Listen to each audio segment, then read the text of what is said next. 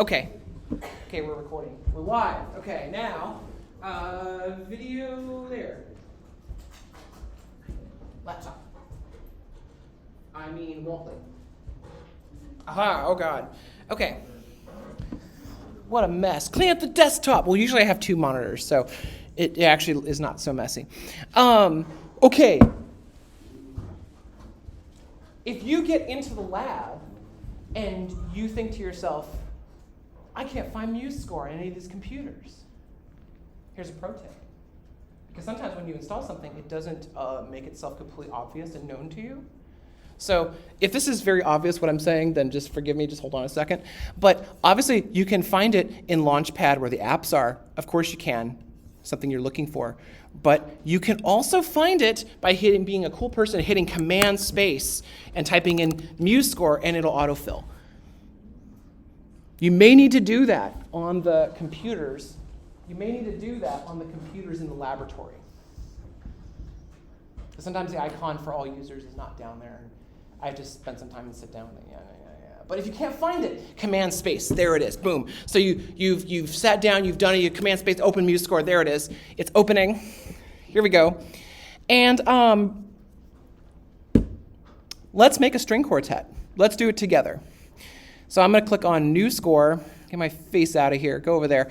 And remember from the video, we're going to choose from a template that's already pre-made for us. So I'm going here from Choose from Template, Chamber Music, String Quartet. And let's add some additional information. I hope we remember how to do that. Today's a little technical, so forgive me. Let's do the key of... nothing too crazy. Let's do D major. Okay, and we'll do 4/4. That's fine. The tempo, I'm going to leave the tempo because I want to talk about it in a second. And then we'll do 32 measures. That's fine. Boom. Okay, here is our score. Yes, this is all very predictable. Yes, right? Okay, so what should be our opening motive? How do we compose? How do we do this thing?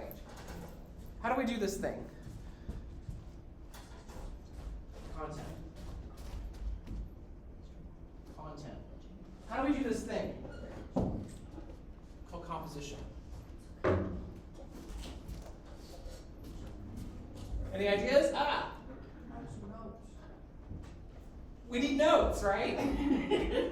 We need notes, okay. So up here, I'm going to put the violin. I'm doing this by hand because I want to show how we're going to take our ideas from hand, our minds, and put them on the computer. So I have violin 1. And what information do I need here? Time signature. I need a time signature. What else? The key signature. The way I remember it is, wouldn't it be bothersome if the key signature was like in the notes? That'd be a drag, man. So we're going to put the key signature and then the time signature, and they separate them. To keep them separated. Gotta keep them separated, right? That way, it's not like, oops, is that a sharp? I don't know, right? Okay. We're going to be in D major. We're not going to be in B minor. And how should we begin our quartet?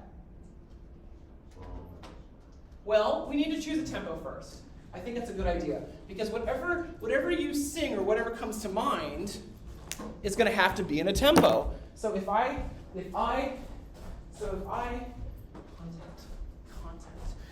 go over here and I'm thinking in D major, right, and then I have, where's D major, okay.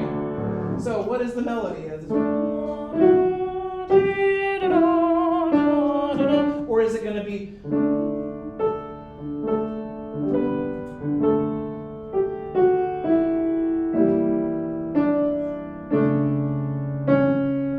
what's it going to be? What's our tempo? Suggestions? Let's go relatively slow. Let's take it easy. Let's go slow. Make it easy on me too. Okay, so how do we, somebody, how do we make this slow?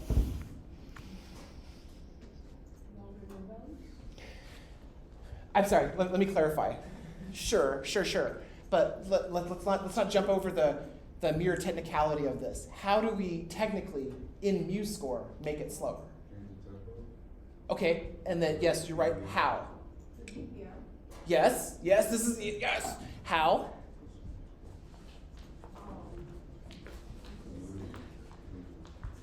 I need that coffee. The more I wave my legs, the closer you are. Yes. Huh? So, I'm going to write a song in our composition that's part of our lesson. My voice isn't warmed up. When you are searching for something to change, remember you need the palette. The palette. Palette. Go over here, palettes. They're not just for burning, right? Okay, so we're gonna go over here, and this is, I know this seems weird. If you remember from the video, if you go up here and try and change this, it doesn't want to change. Why won't you change? I can't fix it. So what I do is I need to go over here and select some element in the score. I'm going to select the measure, first measure. And then I'm going to go to, do you see it? Do you see it now? Tempo. Yes. Aha. Okay. So I can select one of these. Now, how would you know which one to select?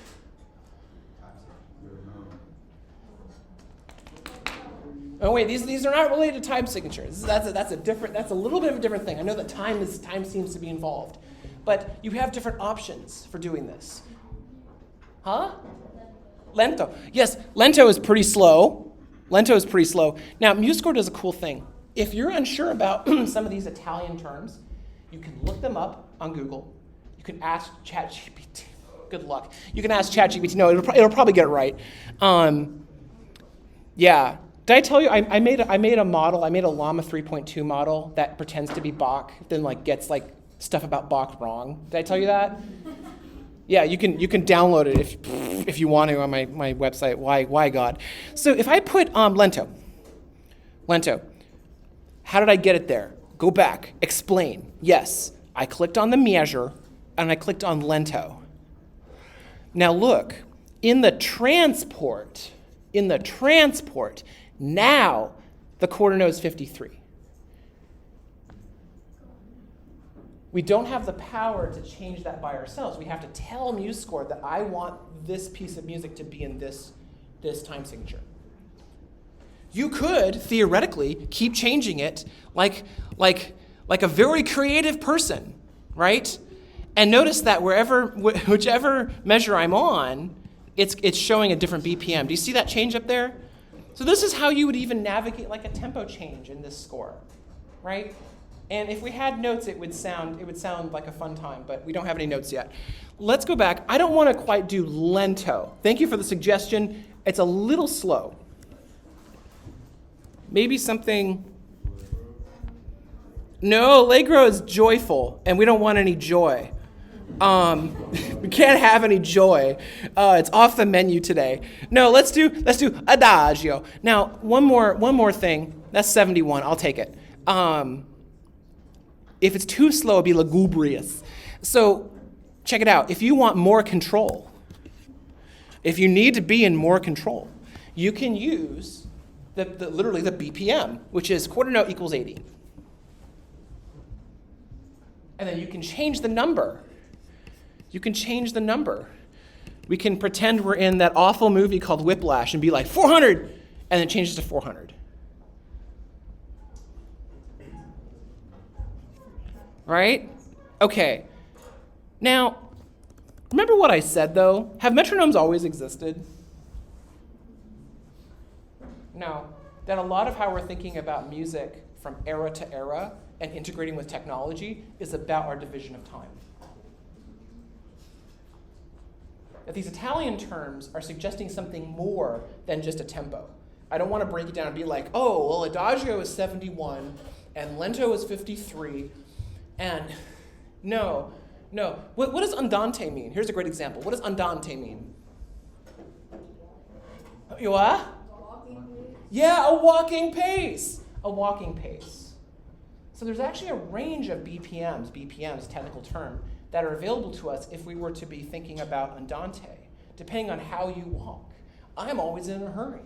I'm always going to get coffee, right? I have somewhere to be, but I don't know where that is, and that's how I walk. So that could be different for you. See what I mean? Now, saying 80 beats per minute is very precise. So it depends on what you want to write and what you want to convey. Who's like the first big composer to use metronomes in a big way in Western music? Huh? No. Huh? Yes. Yes. In fact, Beethoven's tempo markings are notoriously funny because the technology was not perfected. And so scholars argue quite a lot about what the supposed numerical metronome markings could indicate, because they seem strange. And so the idea is that perhaps the metronome he was working with was faulty because it was not quite perfected yet. Okay, wow, what a discussion. Let's move it back to adagio. Okay, great. Now, we have a tempo. We did it, guys. Okay, so now we need to write some notes.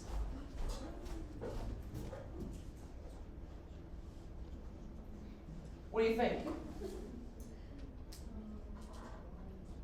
I will help us out. Let's start on scale degree 5. What's scale degree 5? Huh? An A. Yes, an A. Good. Sehr gut. We'll start on this one. And are we going to do a quarter note, an eighth note, a half note, a whole note? Quarter. Let's do a quarter. Yes, thank you. I love it. Okay. Now, which way should the stem go? Up. Why? Yeah. So if it's below the middle line, it is conventional for the stem to go up. If it's on the middle line or above, the stem will go down. The software will do it for you, but I want you to know it. I want you to know it. So we have an A. Then what?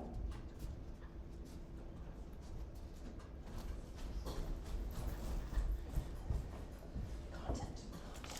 We have an A, and then what? I'll make a suggestion, because we're locked in writer's block here. I'll make a suggestion.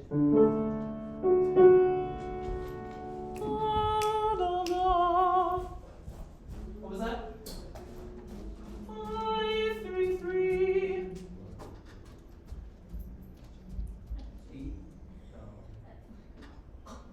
F what? Yes, 5, 3, 3.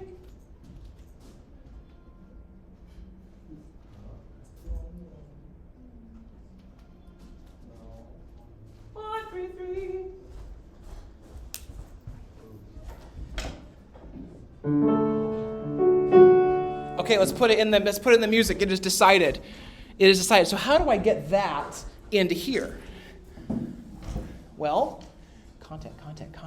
So what I do is I need a quarter note. Remember, I have to click on the pencil. Is it a pencil? Is it a crayon? What is it? Who knows? It's a writing utensil. And I need a quarter note. But what did I add over there for the rhythm? A dot. What does a dot represent?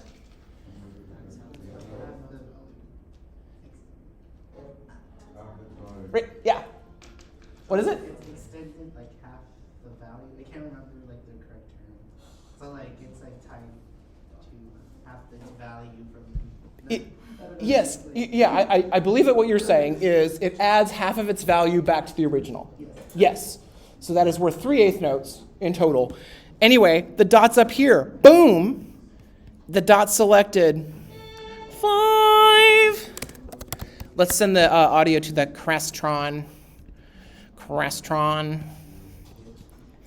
5, 3, Okay, cool. What a great start. Magnificent.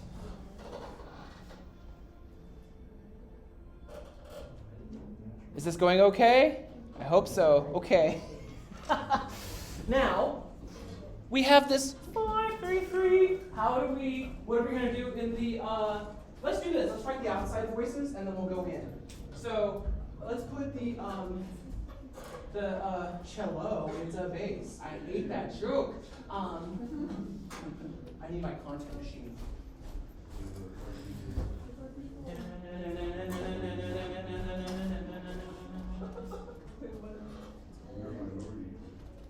No.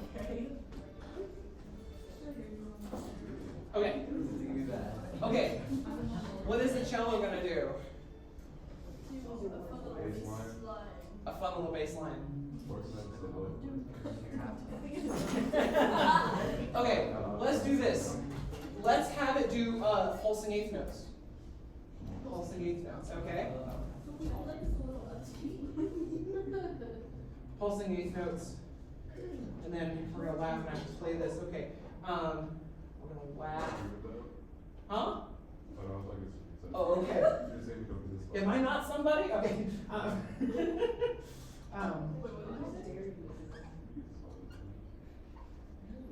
Okay. Bum bum bum bum bum bum bum bum. Cool. Bum bum bum bum bum bum bum bum. Bum bum bum bum bum bum bum bum. What does that sound like? Bum bum bum bum bum bum. So I have this. Oh no, siren! There it is. Hey, it's starting to take shape. Starting to take shape a little bit. Pretty neat. Let's put it in the machine. Put it in the machine. Eighth notes. In the violoncello. Bo, bo, bo. Scale degree 1. How nice. Okay.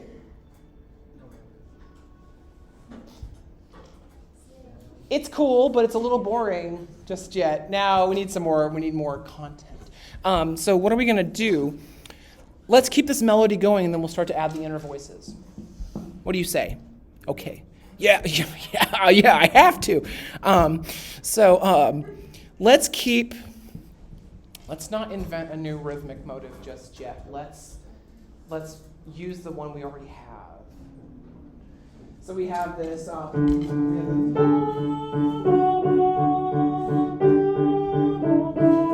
That's my suggestion to you. What notes did I just play? What did I sing? I sang 5, 3, 3. Yeah, 4, 2, 2. Yeah, Rock and roll. Oops, no. Command Z is your friend. Yay. I need to do pencil. Boom. Thumb. Blast. I keep forgetting. Bom, bom. How nice. And then let's keep this going as a pedal. Copy, paste, boom. Let's hear our super neat playback.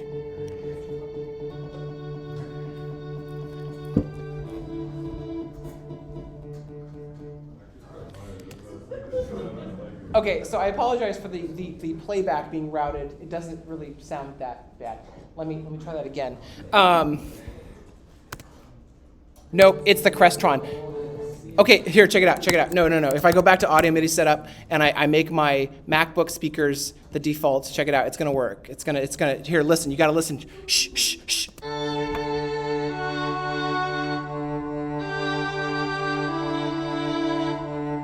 I was playing it a little faster at the piano, but yes.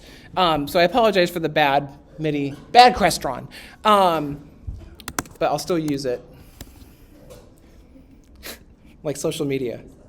Bad, I'll still use it. Okay, yikes. So, see where we're going? Yeah, okay. Now, what should come next?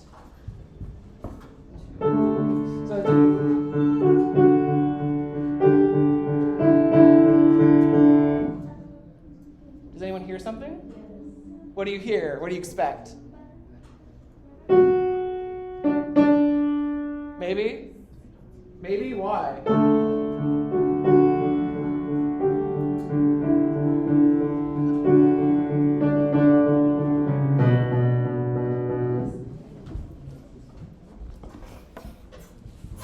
I'm improvising in front of you. I didn't write this last night. I wrote something completely different than this. So this is me improvising. So yeah, let's write it. What notes were those? Slide 5 3 3 4 2 2 3 1 1 3 1. Okay. 3. What's 3 1 1 in this? What's the 3 1 1 in this key? Oh man, I'm sorry. I'm sorry you have to watch me get old. Okay.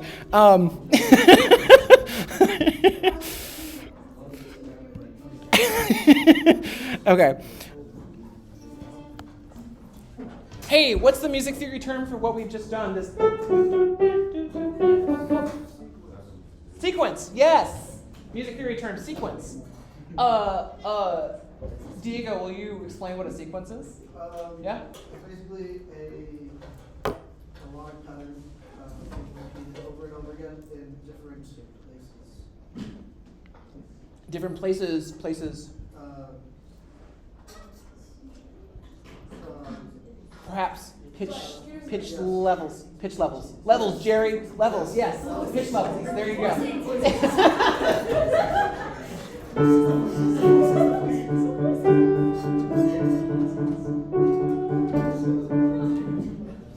And then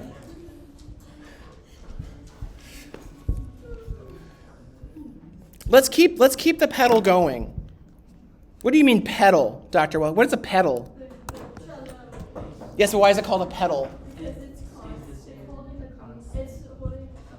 Yeah, music theory land, if things are changing above a stationary, I'll use a different example.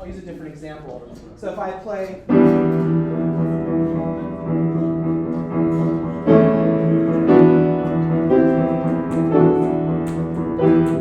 that E is a pedal. Where does the term come from? The organ, because it plays pedals. Because they would go thump, thump, thump, thump, thump, thump, thump. Right? Okay. And then I will keep it going for 4 measures. Okay, this is my, yeah. Now, what comes next? What comes next?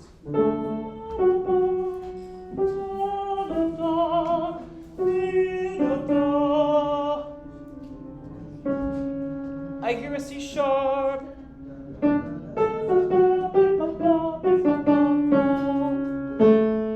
Maybe it's a suggestion because it sets up a 5 chord. If you don't know what that is, that's okay. Don't worry about that right now.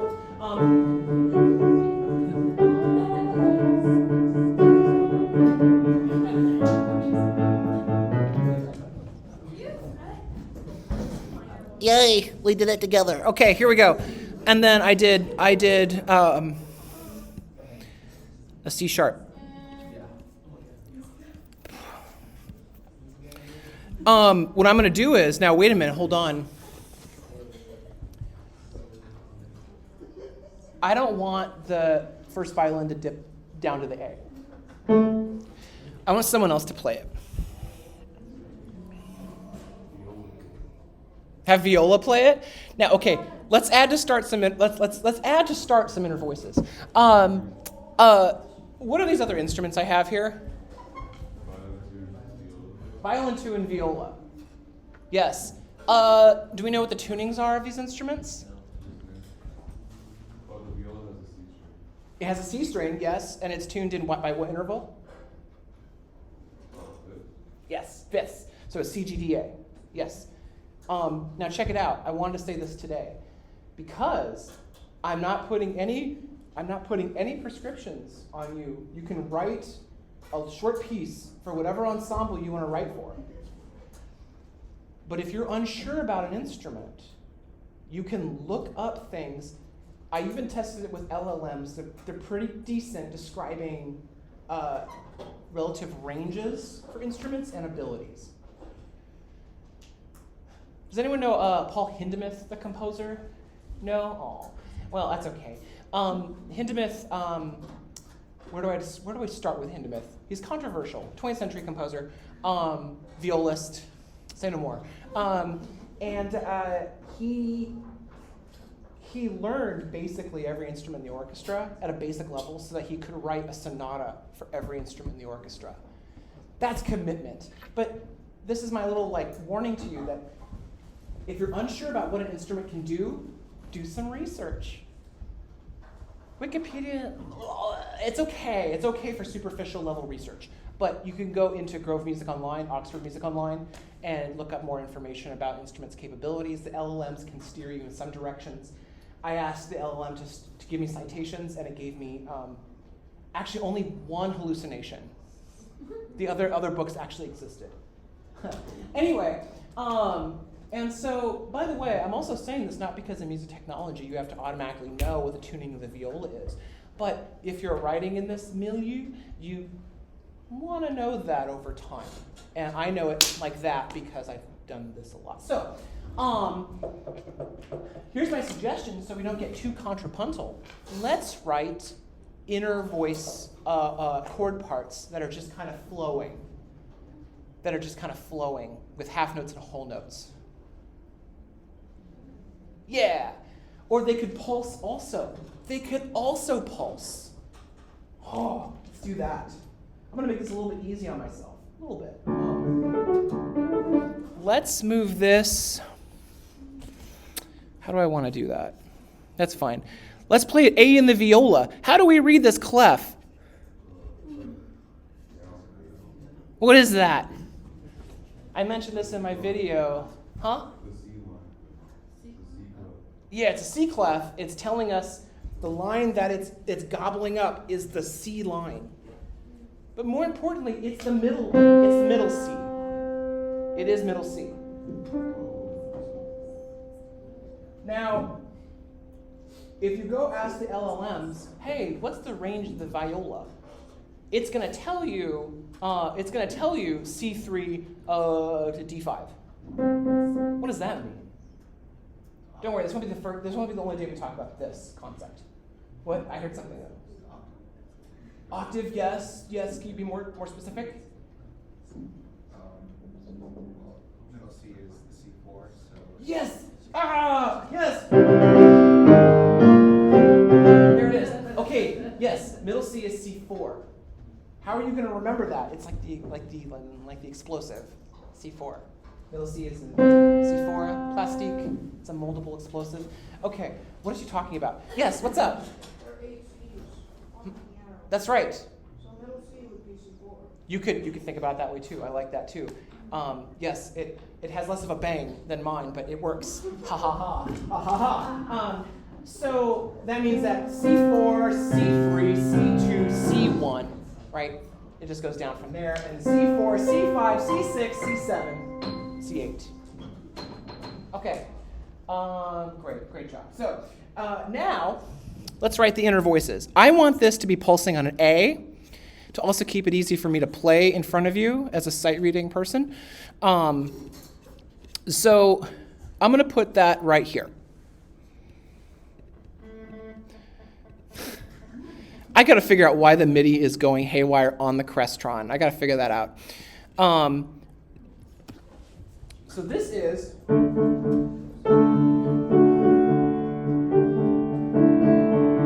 So far, I'm sorry, just that first measure of the A's.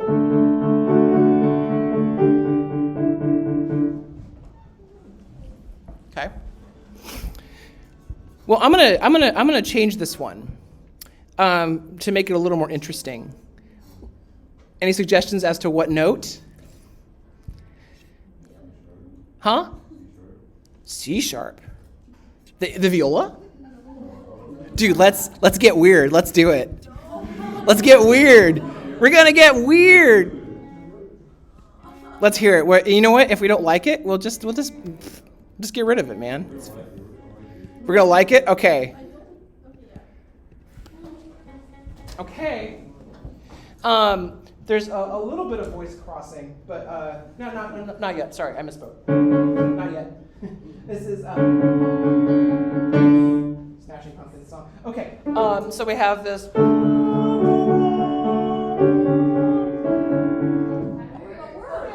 I like it. I like it. It's crunchy. It's crunchy. It's what a nice day. And then there's a little bit of complexity. Oh, something's a little different, a little unexpected. Now, okay, wait a minute. I have a suggestion. We can get weird, man. Get weird, dude. What if we do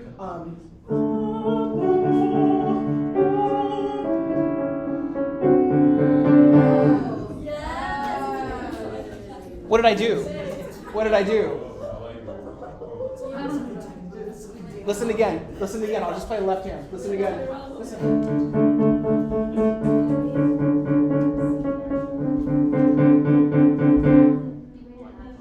I made it natural.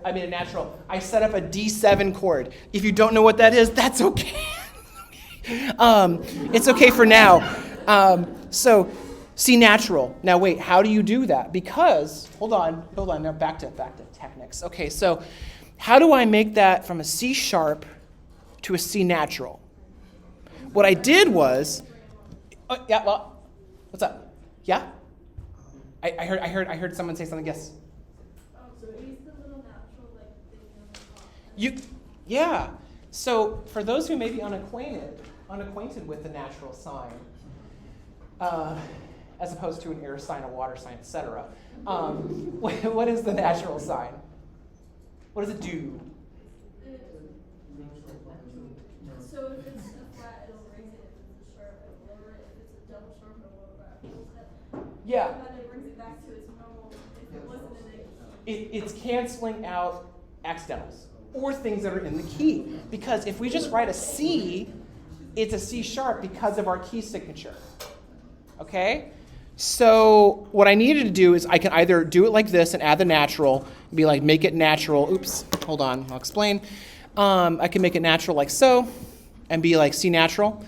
The other thing I did was I could add the note, watch this, without the natural sign and then hit the arrow key on my keyboard and it'll lower it for me.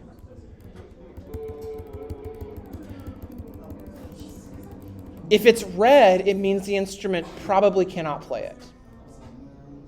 It's MuseScore kind of helping you out a little bit, like, no, bro, it's not going to happen. If it's gray, it's like, okay, so C natural, and then what we'll do is we'll just write a whole bunch of C naturals. No!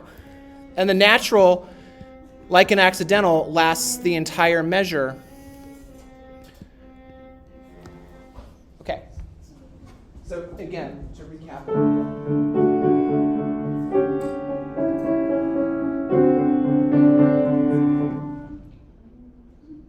Maybe we should keep that inner voice going down. What do you think?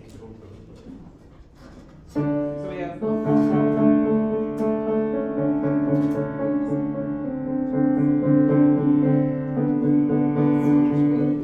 Seems natural to put a B here. Too many jokes. Be serious, Dr. Welty, for a second. Okay. I mean, that sounds awesome, but that's not what I want.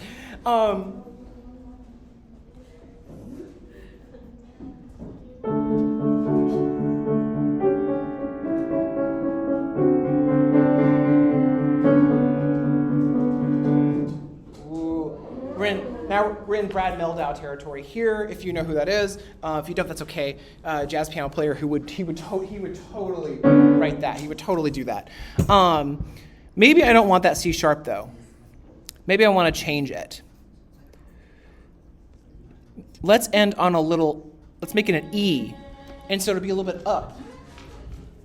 It's not a half cadence, but it's the melody is suggestive of that. By the way, if I'm saying music theory stuff that you don't yet understand, that's okay. That's not requisite for doing this. I'm just kind of showing you the process, by the way, and you'll get there. Okay, so then da da. I like that da da da. I didn't think I'd be singing today. Da, da, da, with a subtle change. Now, perhaps that B should keep. Yes, question. What a fantastic question. So, when I started this project out, I had 32 measures already allotted to me. But yes, what if I run out? You can go up here. Check it out. Let's pretend that all these measures were just gone. They're gone, dude. Oh no. Can't write anything more. They're gone. It's like the Langoliers. I go to add, and then I'm gonna add measures. And I can add them. If I have a selection selected, like I've clicked on something, I can add them after or before the selection or at the start or the end of the score. I'm going to add them to the end in this case. And let's put 99. 99 looped measures go by. Okay, so there we go. And now here's my suggestion. I'm going to do a little composition here. I hope you like it. If you don't, whatever, man, I don't care. Here we go. I want viola to keep going with this idea, but I want it to be a B flat. If you're down with the music theory sickness, this is a minor fourth, a modal mixture, but it's you've heard it in a film. Check this out. So if I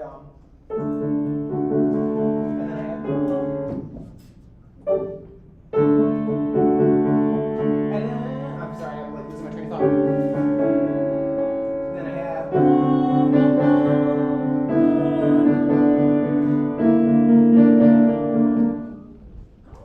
that B flat makes a huge difference, doesn't it? That's a choice. Okay, and then I'm just going to keep this pedal going. I feel like this is like a sad like electric bass guitar kind of bass line too, unfortunately. And what I did was I repeated, you know what? Boop. To save time, you can do this too. I'm gonna go up here and select this measure because I want to repeat it. And is it Command R? No. Is it Command D? No, it's not. Never mind. I'm just gonna go up here, Command C, copy, V. I just copied and pasted it. You could go to edit and do the same thing, copy and paste. Copied it and pasted it. But notice I clicked on the whole measure in order to do that, because it would be tedious to keep doing the same dun, dun, dun, every time, right? Let's pause right here on the note entry. Oh no, we need violin too. Oh no. Okay. Real quick, I'll do it real fast like. Whole notes. You get whole notes. Haha.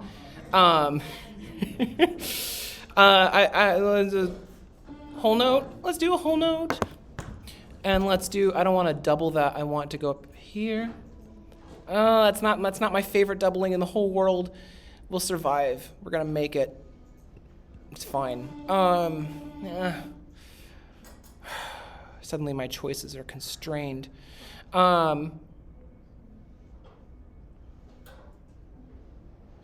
It's gonna hang out on the D there, dude. D for dude. That'll be fine. So it's just this easy inner voice that just keeps going. Now, that doesn't mean that it adds just this little extra note in there just to fill it out. Whatever, I gave it a part. Okay, so now we need to decorate this with some more information. I feel like the tempo has changed from when we began, right? So I'm gonna change the adagio and I'm gonna put this and then What do you think? It's like 90 now? It's taken on a new life. Yeah, that's about right. That sounds right. Okay. It took on this new playful character, actually, in the end. Okay. So, by the way, I'm just doing the playback that's really misbehaving today because of the MIDI thing. I'm hitting spacebar or I'm just hitting play. It's pretty easy. So, now, do you remember where the first lecture left off on? Think back, before the Ice Age. Right. What was the last question I had for us? I asked, what is the most specific score possible? And what is the most generalized score possible? In music, we're dealing with music notation, we're dealing with this element of specificity in how the notation is written. What's musica ficta? Have you guys heard of this concept? Content. Musica ficta? Anybody? No? Okay. I'm going to write up here. Musica ficta. On the video. There it is. Okay, so musica ficta is roughly, in the roughest terms, is this idea that the things that are in the score, right, there's more to the musical interpretation than is what is in the score. See, it's like we're walking together in this video. So it would be as if you were reading a jazz score and you had to swing the eighth notes, but it didn't tell you that. But you're just supposed to know that. Musica ficta really comes from chant notation, where a certain note has to be raised or lowered for the mode that it's in performance. But the notation doesn't really communicate that at all or very well. And so it's understood that if you're participating in that musical culture, if you're living in a monastery and you're singing the sacred hours throughout the day and into the night and in the early dawn, that you know, like, hey, that thing that is kind of called a B right now needs to actually be a B flat. You just know it from doing that. I'm sure you can think of in the music that you make, the various cultures of music that you engage with, that there are things that are unspoken. Can anyone think of any? Could be any style of music that you're engaged in. Things that are not notated, they're just like, yeah, you just do that. Yeah. I listen to a lot of Afro beats, and there's always like a steady bass. Yeah. Like the bass groove. Sure. So I can imagine if it were notated, right? If it were notated in Western terms, there would be a very particular articulation to the bass drum that may not be represented. That it may have to be like you understand what it is. Anyone? Any others? Yeah. Yes. Okay. In mariachi music, it's common when you're like resolving to glide down notes. So like a song that I sing, it goes "Holding the love star." So you're not told to do that. It's just like a preference to. Right. But it's very, very popular to do that. And in the if it was exactly notated, we could write a portamento. But it's usually not. But it's not. Exactly. That's a great example. Yes, do we have one over here? Christian? Okay. Yes. How courteous. Oh no.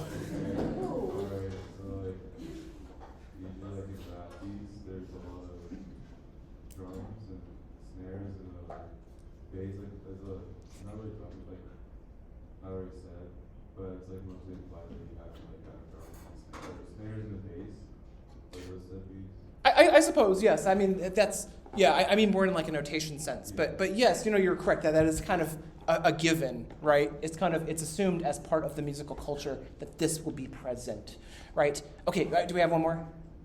Yeah. So in metalcore,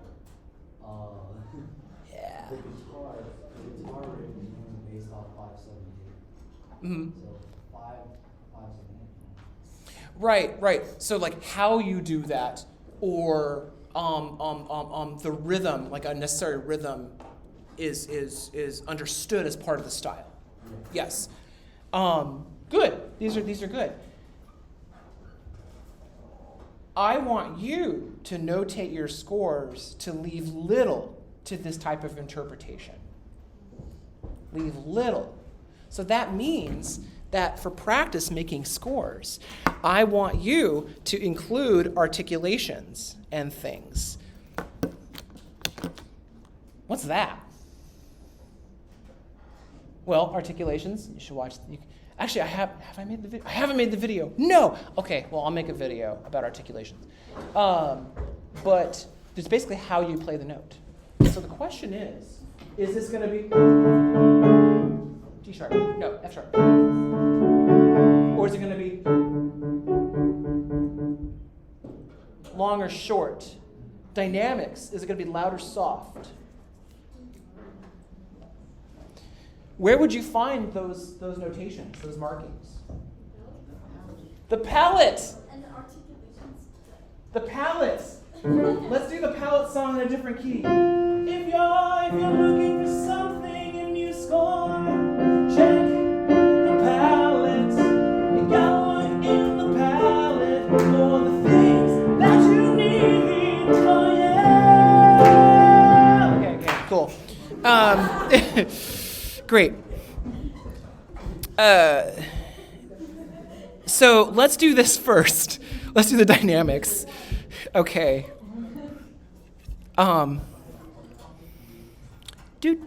Dynamics. Here it is. I found it. Now you can too. Dynamics.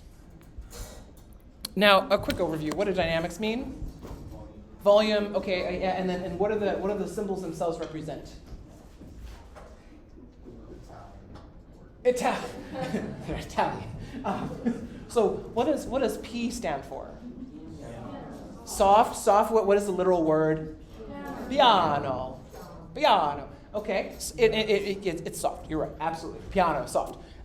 Good. And at the opposite end, in the other side of the ring, we have the F. Forte. Yes. And that means strong. Oh yeah. And then in the middle, we have this M that's added. Mezzo. So what is mezzo piano? It's kind of soft. Yeah, medium soft. Sure, I'll take it. Mezzo forte, etc. There's other ones in here too. Forte piano means play loud and immediately come to piano, right? Piano forte, play soft and immediately go to forte. Yes, ciao. And then we have a sforzando, a big hit, right? Things like that. We also have crescendo, diminuendo, and then the hairpins, which means get louder or get softer. It doesn't matter to me if you memorize that, what is this? 6 P's is pianissimo. Nobody says that. No one says that. Past pianissimo, no one says that. They just say 6 P's, right? But that is exceedingly quiet. That's unusual in scores. More likely to see that like with Mahler and people like that. But later, like late 19th century, early 20th century stuff. Okay, so let's make our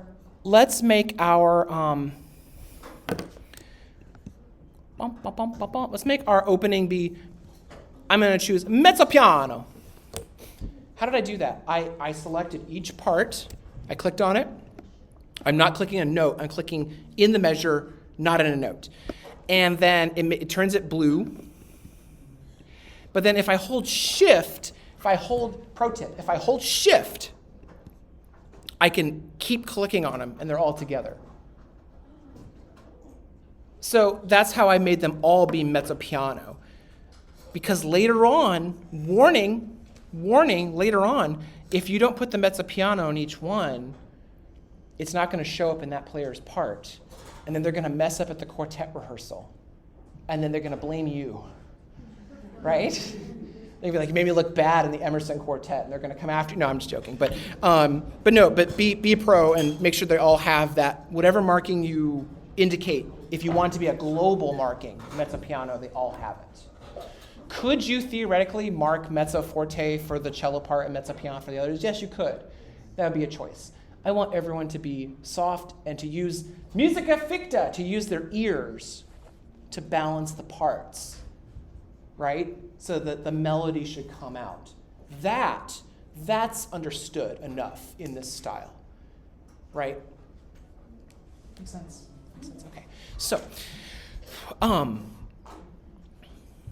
I have a suggestion. Let's make this,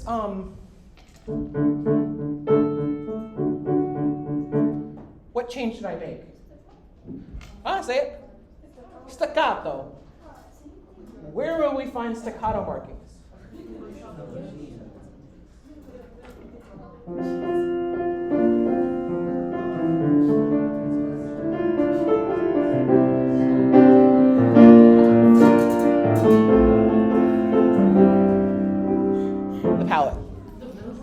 The palette. And then, blah, blah, blah.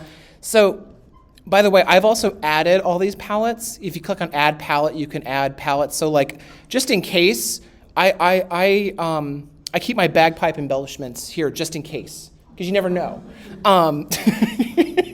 You never know when you might need a. Okay. And so, I'm sorry, articulations. Be serious, Dr. Welty. Okay, so what I'm going to do is I'm going to select both of these measures, and I want them all to be staccato. Boom. It did it for me.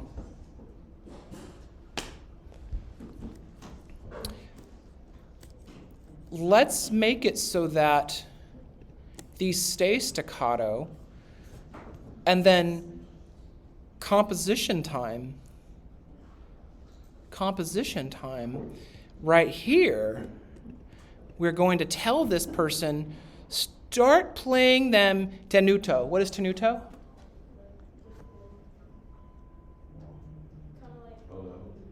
Held out, full value. Full value with a little bit of push to it. That's the musica ficta part, by the way, that if I'm playing double bass in an orchestra and I see a tenuto part, if I'm playing a romantic symphony or a late classical symphony, that means bring it out, but not too far.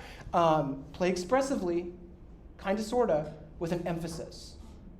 So, wait, hold on, just be sure. The tenuto marking on a strictly technical level means full length. But in a cultural music expressive level, it means that you want to give it a little more gas. Anyway, why do I want to give that more gas? Because we're about to have the little spot, right? Because I want to draw attention like, hey, this inner voice matters. Because I have this. And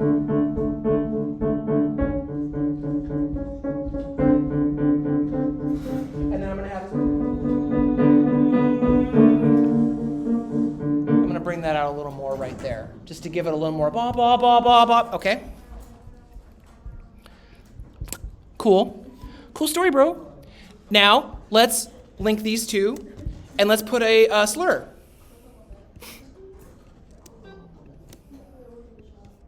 Because that's how I've been playing it, by the way. What's a slur do? What does a musical slur do? What does a musical slur do? Huh? It either connects or refers to a going, so you can either do it with one go or if it's someone that you connect. Okay, you're right. You're in Bowland. Right. You're absolutely correct. Keep going. What does that mean in a larger musical abstraction? To connect the notes together. So in the case of bowing, and I play German bow because it's the best one, but I'm joking. And so it means, like you said, you play them in the same bow. So the notes are connected. There isn't a re-articulation of the note. It would be like playing them in the same breath or without a new tonguing if you're playing a wind instrument. On the piano, it's an attempt to make them sound not, but, so I'm lifting up the other key as I depress the other one. That's understood to the player who's playing this. You don't need to explain that to the violinist, or if you condense this to a piano score, you don't have to say, hey, don't lift up your other finger until you depress the other. No, that's understood with the slur. So it makes it sound connected. Great. Okay, how did I add those? I selected 2 notes that I wanted to be slurred, and then I clicked up here on slur. You can also find the slurs right here under articulations and add them that way. Hey, by the way, if you don't like the way something looks in the score, you have the ability to click on the element and start manipulating it, right? And so we can change the dimensions of it. But notice that purple line. In MuseScore, everything is tethered. We're not just adding random symbols onto a piece of paper. It's tethered onto those points. So if you're like, add the slur, darn it, it's not going to do anything because you need to select notes to slur, right? So, make sense? Okay, yes. What's the difference between a tie and a slur? Tie is between the same note. It extends the duration of the held note, and you do not re-articulate. There's one bizarre situation where you would re-articulate, but you would take an extra notation to do that. I'm not going to do that today. I don't care about that today. That's too much. Now, it's also possible, y'all, that there is a thing called a phrase marking where you could tell the person, this is just like a big old phrase, and you put a slur between all the content. You don't have to do that.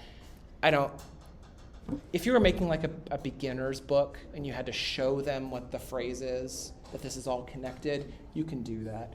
But it's not necessary for our purposes.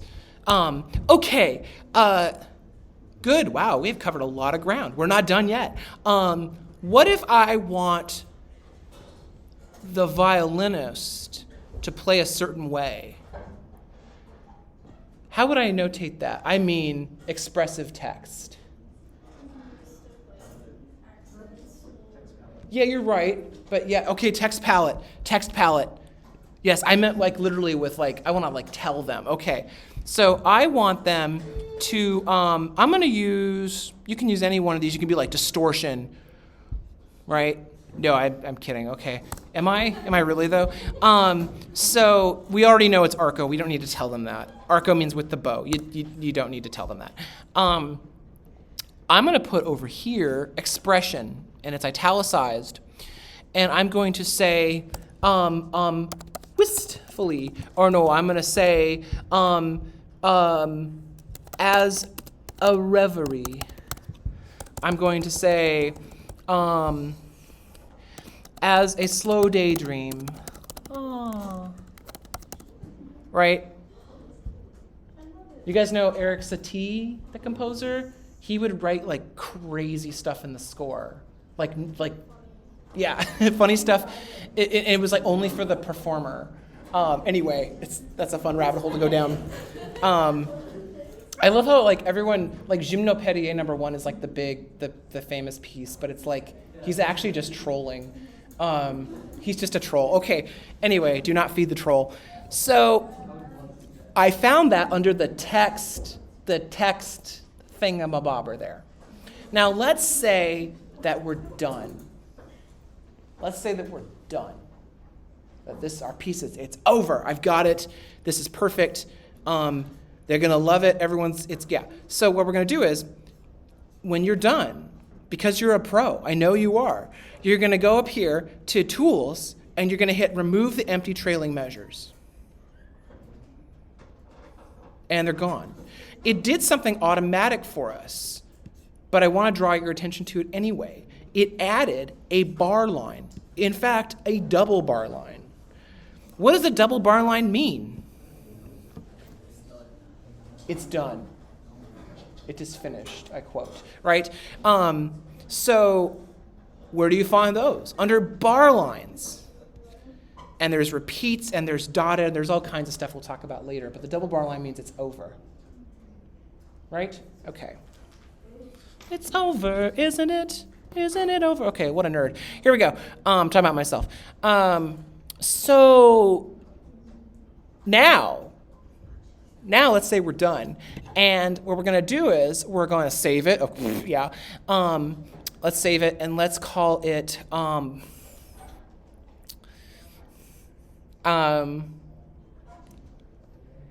We didn't even give it a title, did we? I don't know. Ideas? Huh? Gamer Light 2, sure. Thank you. Gamer Light 2, thank you. That's Stella by Gamer Light. Gamer Light 2. No, I never mind. I'm being silly goose. Whatever. And then my name, and then it's saved. Okay, saved to my computer. If you want to put it in the cloud, you can. Gamer Light 2, whatever. I'm saving it to scores. It's cool. Now, this is the important part. When you complete your masterpiece, which will be longer than this one, it should include notes. Of course, it should include some basic articulations. I'll spell this out very clearly in the assignment. And some basic dynamics. Now listen, if you're brand new at musical composition, there's a number of ways to approach this. Can you literally just add notes and play them back and listen to them? Yes, you can do that. I've thrown out a lot of specialist stuff today that if you're unfamiliar with, that's okay. It's going to be part of your musical journey in your education. Maybe you've gotten there, maybe you haven't gotten there yet in your path. That's okay. So there's many ways to approach this thing. I like to compose with the help of a keyboard, and I don't like to rely on the playback. It's my preference, but you might do it differently. So when it's all done, you're going to go File, Export, and notice here, I covered this in the video, but I'm saying it again because it's important. If you export the main score, that's this view. That's this view. It's the conductor version. It's everything, right? You should export that. You should send that one to me. Hooray.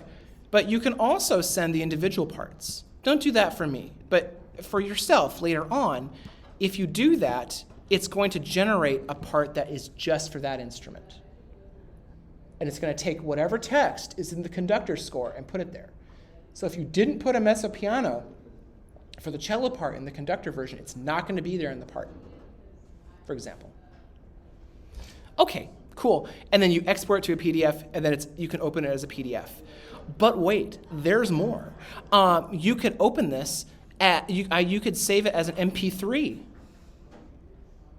as a MIDI file. Let's save it as an MP3, and let's see what happens. I haven't done this lately. Let's put it on the desktop.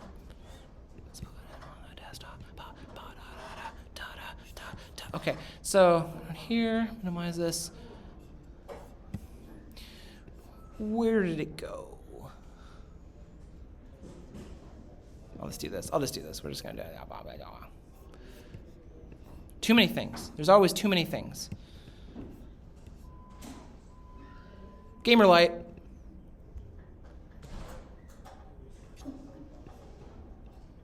Do it. You fiend.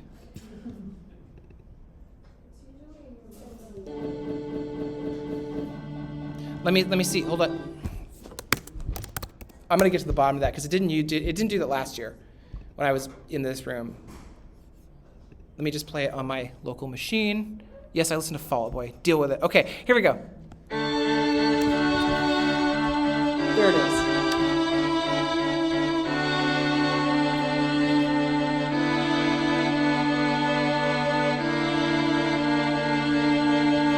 Modal mixture, and that's the end of it. So when you submit your file, you can send me the score, and I want you to send me the MP3. So I can hear it, and I know you can do that. It's customary to send people, let's say you have a gig composing something. You're going to send them either the MIDI mockup or the MP3, or the WAV file might be too big if it's a long piece. Send them the MP3 or the MIDI file as a little mockup, because some people like to hear that, to have a quick reference. Even though it's MIDI and it's not going to be the most expressive and the best thing in the world, it's better than nothing. Any questions?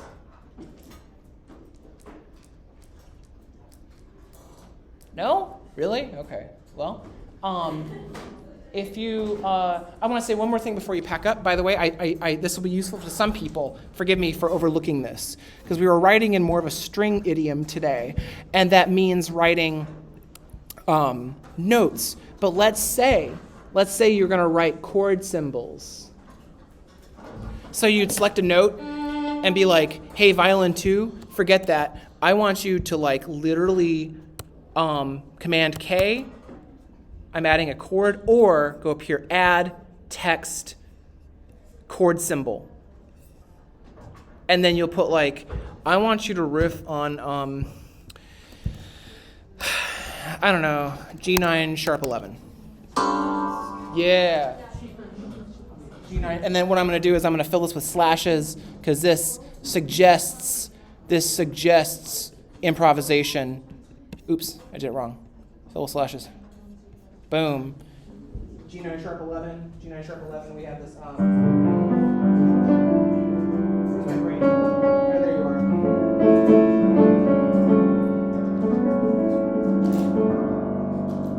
The viola's not going to play that, but anyway. That's how you add chord symbols. And it'll play the chord symbol. Can you hear it? Can you hear it? Are you winning, son? No. Hold on. Check it out.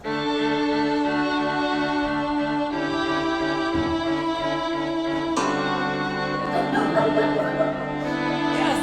Okay, we're on our way to Charles Ives. Okay. Anyway, thank you. I'm going to put the assignment information up this evening on the website and on Canvas. And if you have questions, I bet you will. You can email me or come to office hours, or we can meet on Microsoft Teams or Zoom or something. Ask me any question. No questions off limits. I'm here to help. So, okay.